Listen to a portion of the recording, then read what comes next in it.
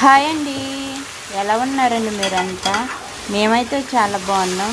మీరు కూడా బాగుండాలని మనస్ఫూర్తిగా కోరుకుంటున్నాను. మన ఛానల్లో లాంగ్ వీడియో పెట్టానండి. అంకాపూర్ చికెన్ అనమాట, నాటుకోడితో చాలా బాగా వచ్చింది రెసిపీ. టేస్ట్ కూడా అదిరిపోయింది అనమాట.